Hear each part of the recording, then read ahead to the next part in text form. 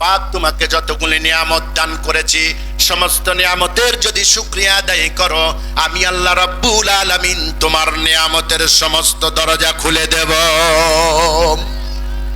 ভাইরা বন্ধুরা আমার, আল্লাহ পাক রব্বুল আলামিন বলেন, এ পৃথিবীর মানুষরা শোনো, আমি আল্লাহ রাব্বুল আলামিন তোমাদেরকে অসংখ্য অগণিত নিয়ামত দান করেছি। আমি আল্লাহ পাক তোমাদেরকে এই নিয়ামতের যদি শুকরিয়া আদায় করো, আমি নিয়ামত বাড়িয়ে দেব। আর যদি নিয়ামতের অশুকরিয়া আদায় করো, নাফরমানি করো, আমি আল্লাহ রাব্বুল আলামিন তোমার জন্য সবচাইতে ভয়াবহ আযাবের ব্যবস্থা আমি আল্লাহ রেখে দিয়েছি। কি রেখেছেন?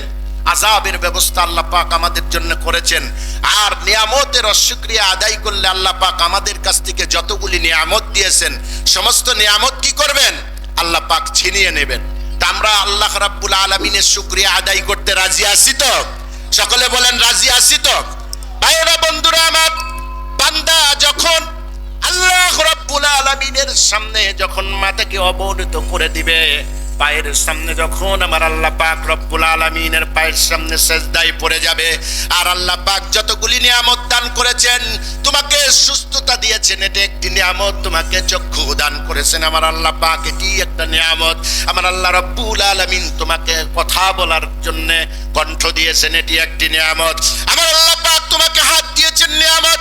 পাগুলি দিয়েছেন, নিয়ামত। বান্দারে, যখন তুমি আল্লাহ পাকের শুকরিয়া আদায় করবে, বলবে আলহামদুলিল্লাহি রাব্বিল আলামিন।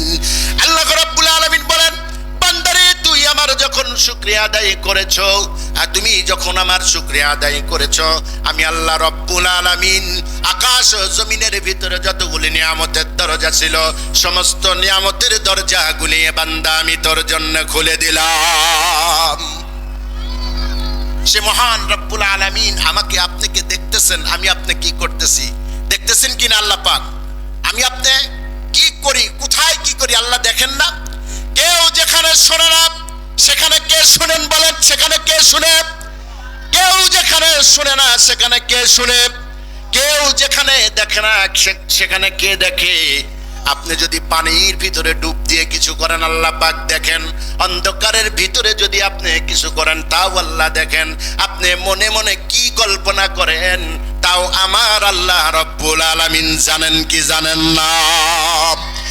বান্দারে, তুমি যদি আল্লাহকে আল্লাহ বলে একবার ডাক দাও, আল্লাহ বলেন, বান্দারে তুমি যদি আমি আল্লাহকে একবার আল্লাহ বলে ডাক দাও, আমি আল্লাহ রব্বুল আলামিন তোমার একবার ডাকের জবাব আমি আল্লাহ ৭০ বার নিয়ে থাকি।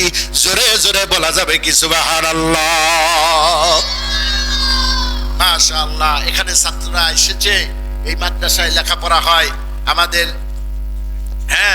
আমাদের এই মাদ্রাসায় আমাদের আফসার উদ্দিন সাধু ভাই, তিনি এই মাদ্রাসার পরিচালনা কমিটিতে দায়িত্বে রয়েছেন। আমার খুব কাছের মহব্বতের আমার ভাইজান আজকে বলেছেন আমাকে একটু দোয়া চাওয়ার জন্যে। আমি এসেছি আপনাদের কাছে দোয়া চাওয়ার জন্যে। আমি দোয়া চাইব। অনেক আলেম ওলামারা রয়েছেন, এখানে উপস্থিত রয়েছেন আলহাজ মোহাম্মদ আব্দুল হাকিম, প্রতিষ্ঠাতা মুতাওয়াল্লি অর্থ মাদ্রাসা ও বাইতুল হাকিম জামে মসজিদ। আল্লাহ পাক তার বান্দাকে, তার গোলামকে দ্বীনের মুজাহিদ হিসেবে কবুল করে নিক। সকলে পড়ে নিচ্ছে আল্লাহুম্মা আমিন। আল্লাহ পাক আজকের এই আসা যাওয়া, উঠা বসা, আলোচনা শোনা, যা কিছু আল্লাহ পাক আজকে আমাদেরকে দিয়ে করালেন, তা কিছু আমরা যেন সঠিকভাবে আমল করতে পারি, আল্লাহ পাক তৌফিক দান করুক। সকলে বলি আমিন। আল্লাহ পাক আমাকে আপনাকে শুধু খামাখা এই পৃথিবীতে আমাকে আপনাকে আল্লাহ পাক পাঠান নাই। আল্লাহ পাক আমাকে আপনাকে পাঠিয়েছেন নিশ্চয় কিছু একটা উদ্দেশ্য করে আল্লাহ পাক আমাকে আপনাকে পাঠিয়েছেন। কথা বলেন ঠিক কিনা? যে মহান আল্লাহ সুবহানাহু ওয়া তাআলা আমাকে আপনাকে পাঠিয়েছেন, তার গোলামি, তার দাসত্ব, তার ইবাদত, তার বন্দেগী আমি আপনি যদি না করি, তাহলে আমরা যে অগণিত অসংখ্য যে নিয়ামত নিয়ে আল্লাহ পাক আমাদেরকে নিয়ামত দিয়েছেন, যে নিয়ামত নিয়ে আমরা চলাফেরা করি, সেই নিয়ামতের আল্লাহ পাকের যদি শুকরিয়া আদায় না করি, কিয়ামতের ময়দানে আল্লাহ পাক আমাদেরকে জিজ্ঞাসা করবেন কি করবেন না? আরো জোরে বলেন, করবেন কি করবেন না? সেজন্য আমরা প্রত্যেকটা নিয়ামতের শুকরিয়া আদায় করব তো, ইনশাআল্লাহ করব তো। আল্লাহ পাক আমাদেরকে শুকরিয়া আদায় করার তৌফিক দান করুক, সকলে বলি আমিন। আমি আপনাদের সামনে দোয়া চাই আজকে। আর আমাদের জানেন যে দেশনেত্রী বেগম খালেদা জিয়া উনি ইন্তেকাল করেছেন, তার জন্য দোয়া চাই। পাশাপাশি আমাদের আজকে বাংলাদেশে একটি নির্বাচন চলছে, আপনারা জানেন। সে নির্বাচনে আমরা আপনাদের কাছে এই নির্বাচন যেন সুন্দরভাবে পরিচালনা হয়, কোনো খুনাখুনি হানাহানি যেন না হয়, আমরা আপনাদের কাছে সেই দোয়া চাই। আমরা দোয়া করব, আমাদের দেশনায়ক তারেক রহমানের জন্য দোয়া করব এবং ধানের শীষে ভোট চেয়ে আপনাদের সকলের সুস্বাস্থ্য কামনা করে আমি বিদায় নিচ্ছি। ওমা তৌফিক ইল্লা বিল্লাহ, আলাইহি তাওয়াক্কালতু ওয়া ইলাইহি উনীব। আসসালামু আলাইকুম ওয়া রাহমাতুল্লাহি ওয়া বারাকাতুহু।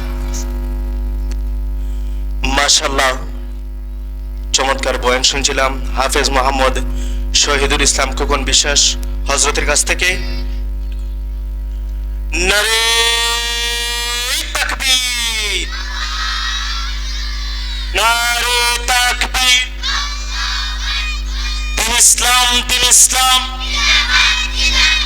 আহলান সাহলান। সম্মানিত মেহমান, নাসুল মাদ্রাসা জিন্দাবাদ, জিন্দাবাদ। আলহামদুলিল্লাহ, আমরা দেখতে পাচ্ছি আমাদের মাঝে এসে উপস্থিত হয়ে গেছেন বিশিষ্ট ইসলামী চিন্তাবিদ, সমুদ্র কণ্ঠের অধিকারী হযরত মাওলানা মুফতি আব্দুল্লাহ আল গালিব সাহেব, খতিব বাংলাদেশ ধান গবেষণা ইনস্টিটিউট, কেন্দ্রীয় জামিয়া মসজিদ। হযরতের বয়ানের পূর্বে মহাগ্রন্থ আল কোরআন থেকে তিলাওয়াত করবেন ছোট্ট বন্ধু মাহদি। কোরআন তিলাওয়াত করবেন ছোট্ট বন্ধু মাহদি। আসসালামু আলাইকুম ওয়া রাহমাতুল্লাহি ওয়া বারাকাতুহু। আউযু বিল্লাহি মিনাশ শাইতানির রাজীম।